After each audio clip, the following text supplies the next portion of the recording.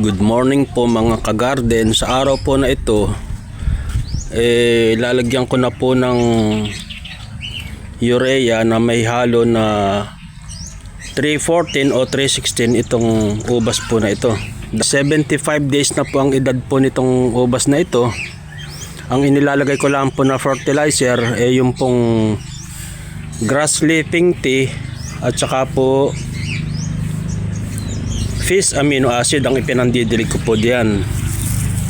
Nagtitimpla po ako ng fish amino acid na ginawa ko 2 kutsara sa 1 litrong tubig at ang bawat isa po dinidiligan ko po ng 1 litro na may halo na 2 kutsara na fish amino acid. At ngayon po 75 days na po siya. Gusto ko po siyang suportahan ng ng urea na may halo na 3-4-16 o pwede din po na 3-4-14. 3-4-16 po ang available sa akin, kaya yun po ang aking ipanghahalo sa urea. Okay po, gagawa po muna ako at magtitimpla ng sinasabi kong urea na may halo na complete fertilizer.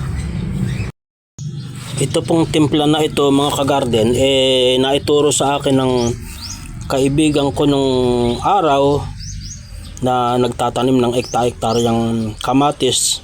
Tauhan po siya ron. Itinuro po sa akin ng pagtitimpla ng fertilizer. Gawa po nung dati ako puro gulay po ang aking itinatanim dito. Ito po 1 litrong tubig. At ito naman po ang urea.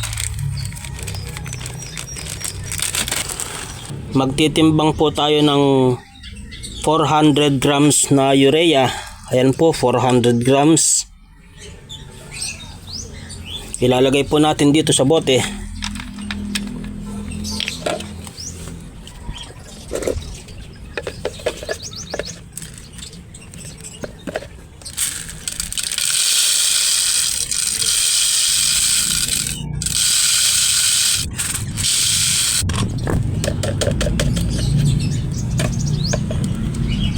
Ito po 3-4-16. 200 grams naman po ang ating ihahalo.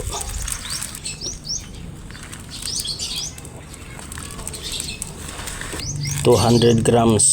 Bali po 400 grams ng urea, 200 grams ng 316.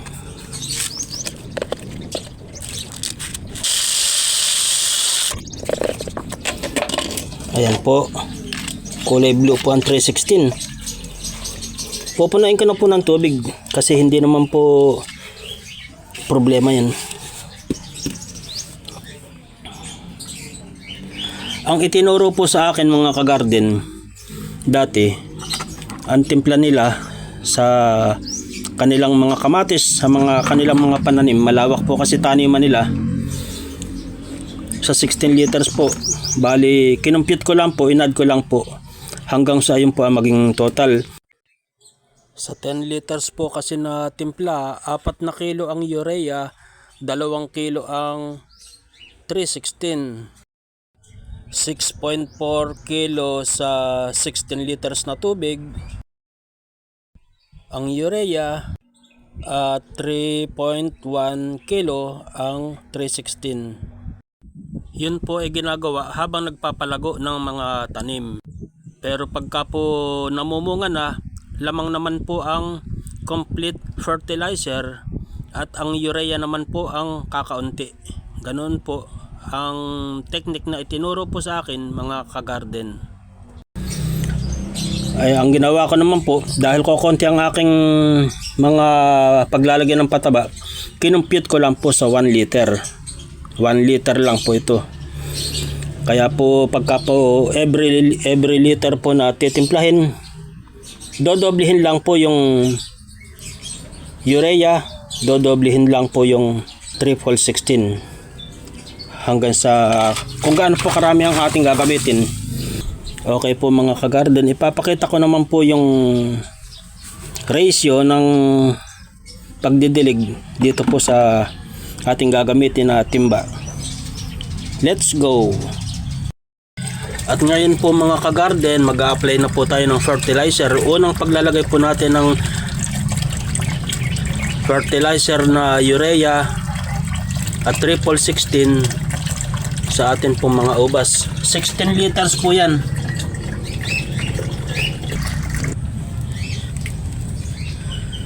Lalagyan po natin ng isang cup noodles ng ating tinimpla na fertilizer.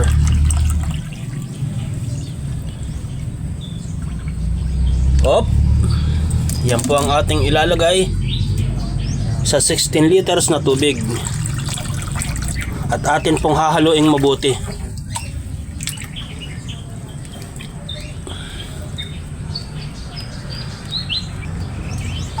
Atin pong hahaluing mabuti. Uulitin ko po, kahit na 3/4 ang halo ng urea, okay lang po. Nga lang, ang aking in-order ay triple 16.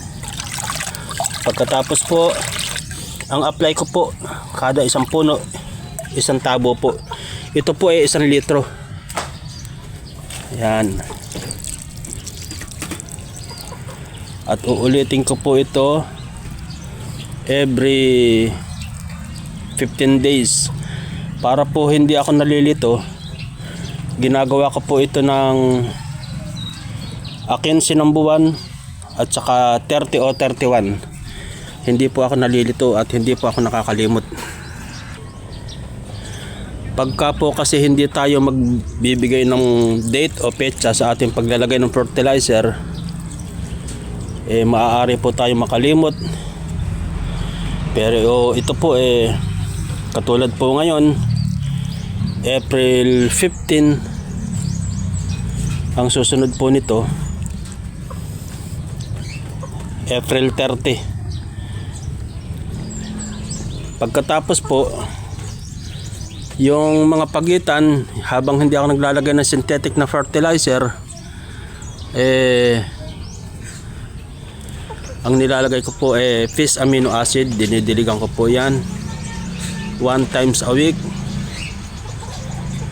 Tapos tubig na, every 2 days tubig, hanggang sa umabot ulit ng 30 days. Lagay na naman po ng pangalawang beses na po. Yan, sa ngayon po talaga mas lamang ang urea kasi po nagpapalago po tayo. Para po tumaba po yung kanyang usbong. Hindi po kaya ng organic lang. Kaya po pero matagal. Pero gusto ko po siyang makitang tumaba agad. Kaya every 15 days po, palalaguin ko po siya sa urea at saka sa halo na 316. Ganyan po pag nagpapalago. Pagka naman po siya nagbubulaklak na at namumunga na, lamang na po ang triple 16 at ang urea ay konti naman, magiging baligtad na siya. Okay po mga ka-garden, ipagpapatuloy ko na po yung paglalagay ng fertilizer. Hindi ko na po bibidyohin na lahat para po hindi masyadong mahaba ang video, at ipinakita ko na lang po yung aking dami ng inilalagay mula sa pagtimpla sa 16 liters na tubig at mula po sa pag-apply po dito sa kanyang puno. 1 tabo po ang inilalagay ko. Yun po mas safe kaysa sa butil-butil na ilalagay natin. Para sa akin po ay ganoon. Ayan po mga ka-garden, nakatapos na po ako maglagay ng fertilizer. Nalagyan ko na po silang lahat, tigi-tigi 1 litro o tigi-1 pong tabo ang inilagay ko sa kanila. Yan po mga ka-garden ang pinang-i-spray ko po dito bilang fungicide at saka pesticide na rin, OHN. Yan po ang aking ipinang-i-spray po sa kanila. Ginagawa ko pong maintenance ang OHN sa kanila. Ang ulit po ng paglalagay ko ng pataba niyan ay katapusan ng buwan, bali 15, 30. At sa pagitan po noon, nilalagyan ko po sila ng mga organic fertilizer.